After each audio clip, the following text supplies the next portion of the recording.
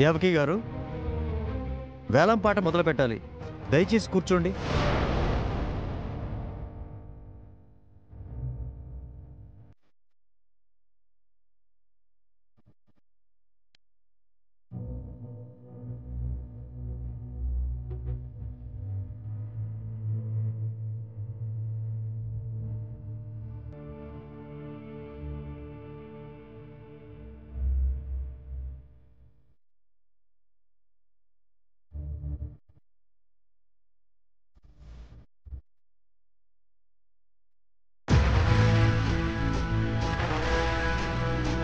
Devaki vegetables సంస్థకు సంబంధించిన స్టోర్స్కి bank వారు ఇచ్చిన లోను తీర్చనందున ఆ స్టోర్స్ని బ్యాంకు వారు వేలం వేస్తున్నారు.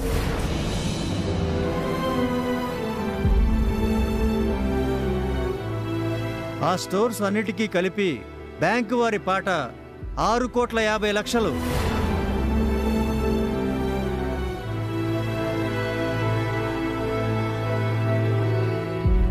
బ్యాంకు వారి పాట 6,50,00,000 ఒకటోసారి.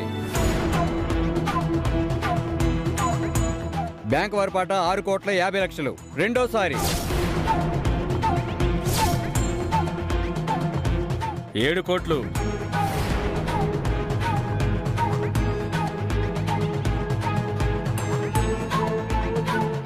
వెంకట గారి పాట 7 కోట్లు ఒకటోసారి. 7,50,00,000.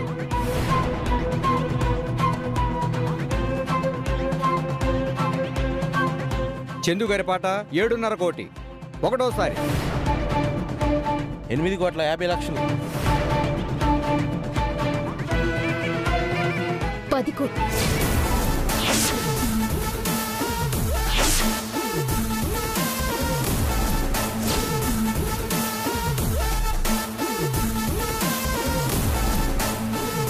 మయూరి గారి పాట 10 కోట్లు ఒకటోసారి.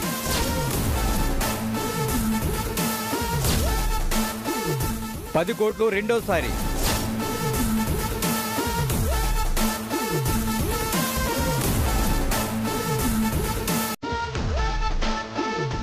మయూరి గారి పాట 10,50,00,000.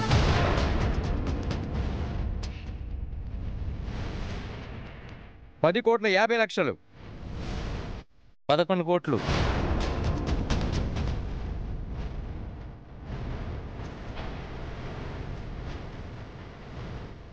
ఆనంద్ గారి పాట 13 కోట్లు.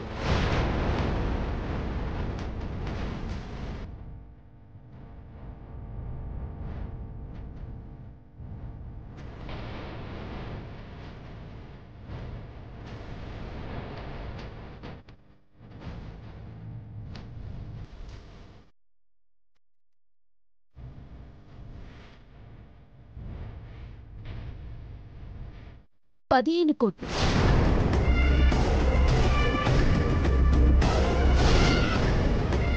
మయూరి గారి పాట 15 కోట్లు ఒకటోసారి.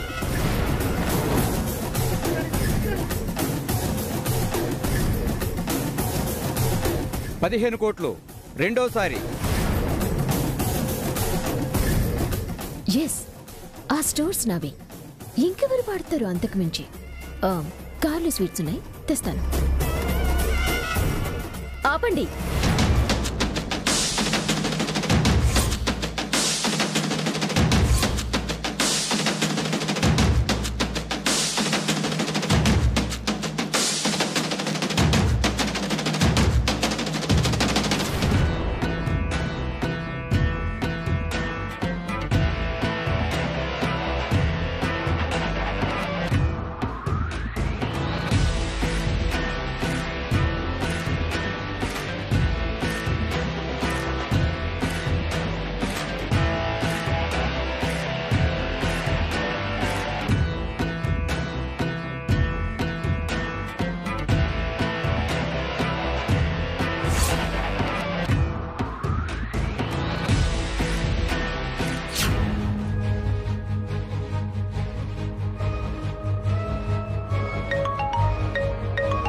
చెప్పండి. శ్రీవల్లి, మన స్టోర్స్ని వేలం వేస్తున్నారు. తెలుసండి. తెలుసా? ఎలా? గది గది పేపర్లో చూసినా. స్టోర్స్ వేలం పాడారంటే అమ్మ పరువు పోతుంది. త్వరగా నేను చెప్పినట్టు చెయ్యి. చెప్పండి.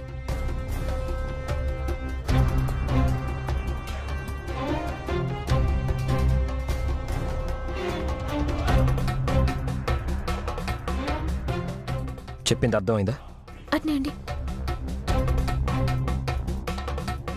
బాబు త్వరగా పోనీ. మీరు కూర్చోండమ్మా. ఎవరమ్మా మీరు? వేలం ఆపమంటారేంటి? అవునండి, ఈ వేలం పాట జరగటానికి వీల్లేదు.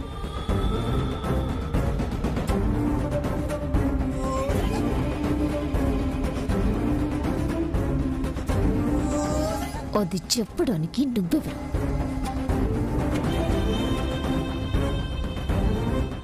ఆపే హక్కు నాకుంది.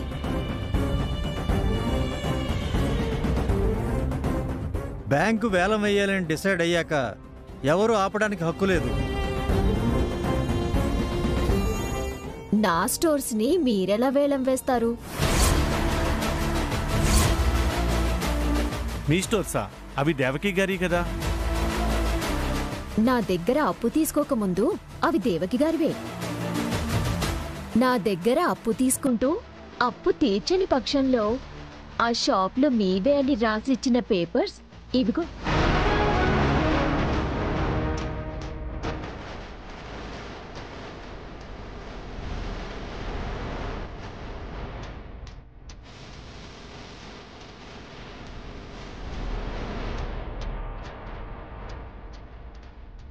అప్పు తీసుకుంటే మీరింకో విధంగా వసూలు చేసుకోండి, అంతేకాని పాట పాడినాక ఆపమని ఎలా అంటారు? పాట పూర్తిగా పాడలేదు కదా. 15 కోట్లు రెండోసారి. ఎస్, ఆ స్టోర్స్ నావే.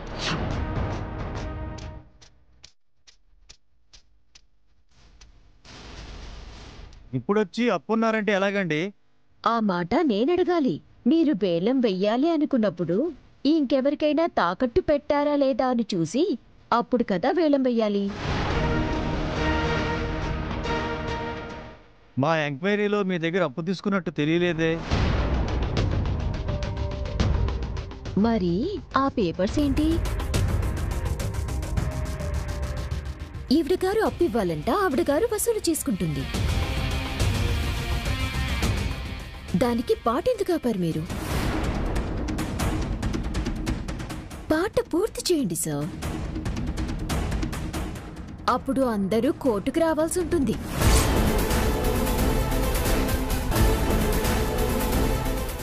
వేలం వేసినందుకు మీ మీద, పాడినందుకు తన మీద, అందరి మీద కోర్టులో కేసు వేస్తాను.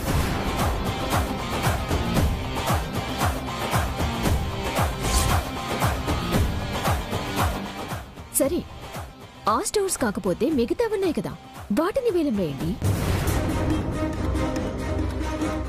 అలా కుదరదు మేడం.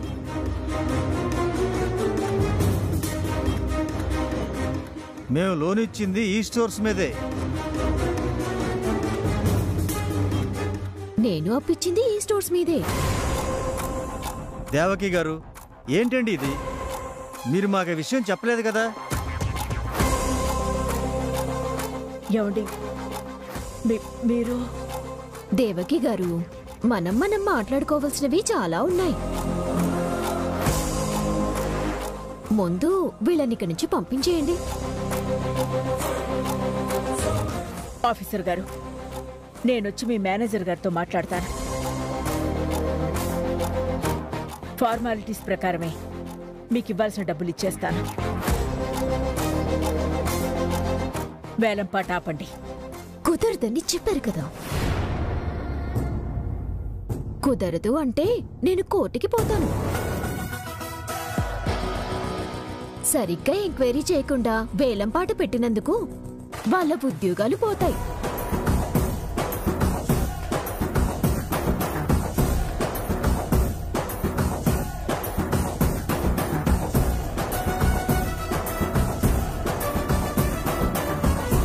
ఆ స్టోర్స్ గురించి మళ్ళీ ఎంక్వైరీ చేసిన తర్వాత వేలం వెయ్యాలా వద్దా అన్నది డిసైడ్ చేస్తాం.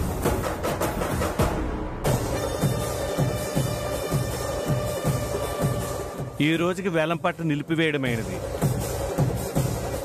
అందరూ క్షమించాలి.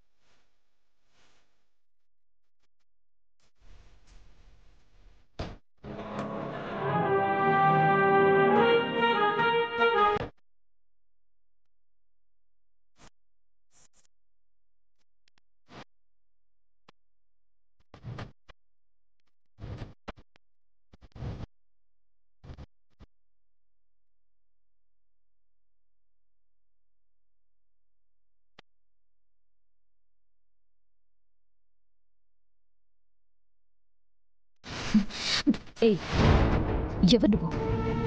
కష్టపడి నేను చేసుకున్న ప్లాన్ అంతా నాశనం చేశావు. తప్పు చేయాలి అనుకున్నావు, ఆ తప్పుని నేను సరిదిద్దాను. నేను తప్పు చేస్తానో ఒప్పు చేస్తానో అదంతా నా ఇష్టం. మధ్యలో మీకెందుకు? అసలు నువ్వెవరు? అనవసరంగా వచ్చి వేలంపాటంతా పాడు చేశావు. చెప్పు, ఎవరు నువ్వు? ఏం చేస్తుంటావు? మంచి వాళ్ళకి సాయం చేస్తూ ఉంటాను. ఎవరు నీకు మంచి? తను నీకు మంచిదని మధ్యలో వచ్చి వేలంపాటంతా పాడు చేస్తావా? కాసేపట్లో ఆ దేవకి షాప్స్ అన్ని నావయ్యేవి. నీ వల్ల అంత నాశనమైంది. అతిగా ఆశపడితే ఇలాగే అవుతుంది. ఏంటి ఎక్కువ మాట్లాడుతున్నావు?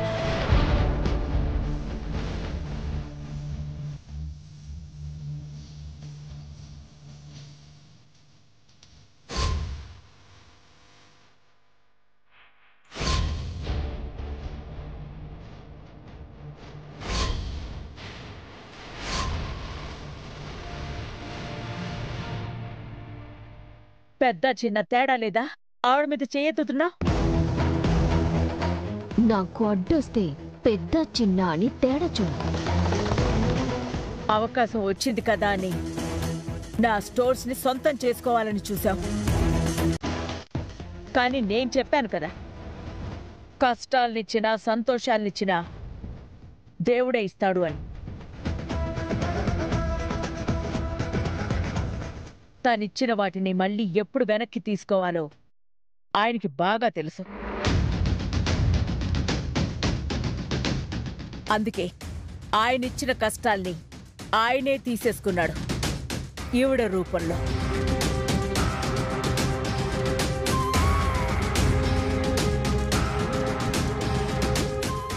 ఈ రోజుకు తప్పించుకున్నావు, కానీ ఈ షాపులే కాదు, నీ అన్ని షాపుల్ని నా సొంతం చేసుకుంటాను.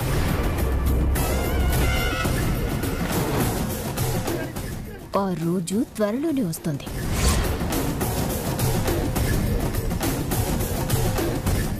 కలలు కనకు. ఇంత జరిగినా నీకర్థం కాలేదా? నీ వల్ల ఏమీ కాదు అని. నా వల్ల అవుతుందో కాదో చేసి చూపిస్తాను. ఇది నా కష్టం. సమాజంలో కష్టపడే ఆడవారికి సహాయం చేయాలనే ఉద్దేశంతో మెట్టు మెట్టు పైకెక్కి ఇలా స్టోర్స్ పెట్టాను. నువ్వు సింపుల్ గా లాగేసుకోవాలి అనుకున్నావు, కానీ ఆ స్టోర్స్ ని నమ్ముకుని ఎంతో మంది ఉన్నారు. వాళ్ళందరి జీవితాలు ఏమవుతాయని నువ్వు ఆలోచించలేదు, కానీ దేవుడు ఆలోచించాడు. తప్పించుకున్నావు కదా అని ఆనందపడకు. మిమ్మల్ని త్వరలోనే దెబ్బ కొట్టి తీరతాడు. మీకు వ్యాపారం అంటూనే లేకుండా చేస్తాను. నువ్వు ఇంకెవరితోనో కలిసి ఇదంతా చేస్తున్నావని నాకు అర్థమైంది.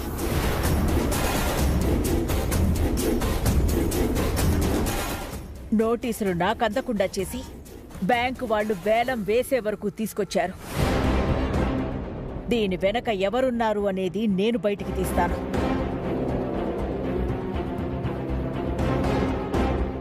అప్పుడు నీ సంగతి ఏంటో కూడా చూస్తాను. హలో దేవకి మేడం, మీరనుకున్నంత ఈజీ కాదు నన్ను దెబ్బతీయటం. నా చేతుల్లో మీరు ఓడిపోవటం ఖాయం. మీ మీద నా పగ తీర్చుకోవటం ఖాయం. అసలెవరు నువ్వు? నా మీద నీకు పగేంటి? ఎందుకు ఇలా చేస్తున్నావు? సమయం వచ్చినప్పుడు అన్నీ మీకే అర్థమవుతాయి. ఆ రోజు త్వరలోనే వస్తుంది. ఈసారి ఇలా కాదు, అయ్యో నావన్నీ పోగొట్టుకున్నానే అని నువ్వు బాధపడుతూ నిలబడేలా చేసి అప్పుడు నేనెవరో నీకు చెప్తాను.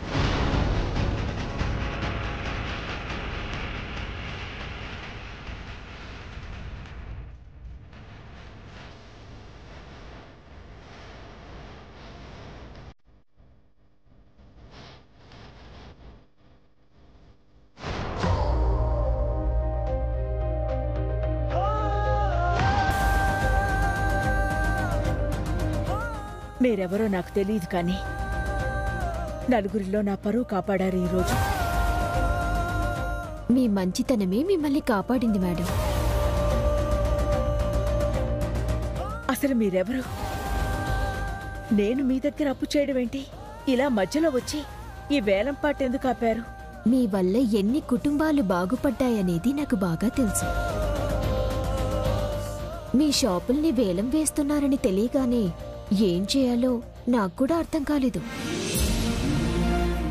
ఆ సమయంలో ఇలా చేస్తే బాగుంటుంది అని నాకు ఒక మనిషి సలహా ఇచ్చారు. అవునా? అవును మేడం. అందుకే అప్పటికప్పుడు మీరు నా దగ్గర అప్పు తీసుకున్నట్టుగా ఆ డాక్యుమెంట్స్ క్రియేట్ చేయించి ఈ వేలంపాట నాపాను.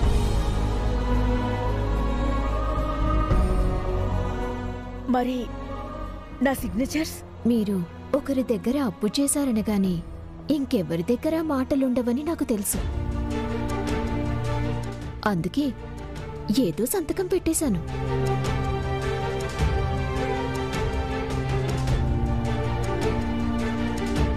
అది మీదో కాదో కూడా నాకు తెలీదు.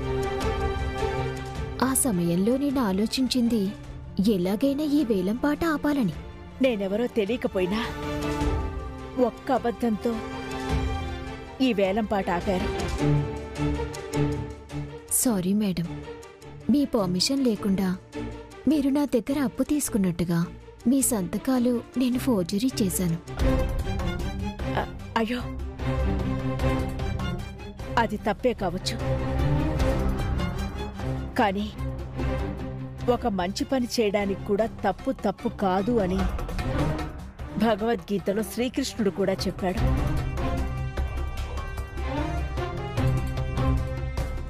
అయినా మీరు కాపాడింది నన్ను కాదు, ఆ స్టోర్స్ ని నమ్ముకుని ఉన్న ఎంతో మందిని.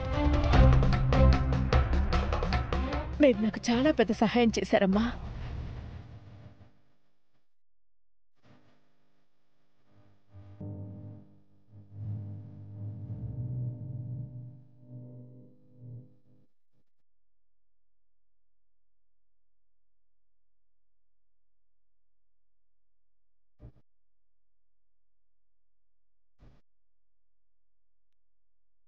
రండమ్మా, మా ఇంటికి వెళ్దాం.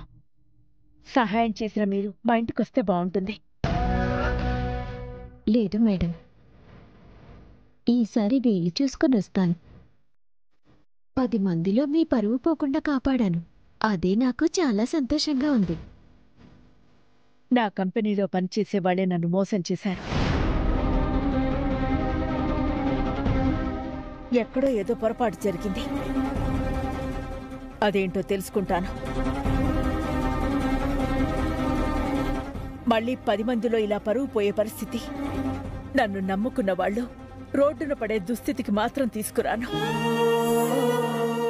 జాగ్రత్త మేడం, మోసం చేసే వాళ్ళెప్పుడూ దూరంగా ఉండరు. పక్కనే ఉంటారు. బాగా ఆలోచించండి. ఎక్కడ తప్పు జరిగిందో, ఎవరు తప్పు చేశారో మీకే అర్థమవుతుంది. అలాగేనండి. Thank you so much.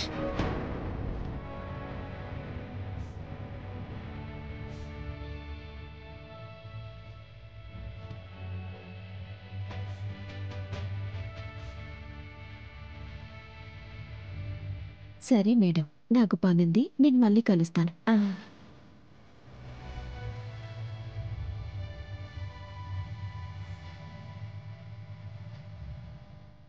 ఈ రూపంలో నువ్వు సహాయం చేసావా భగవంతుడా?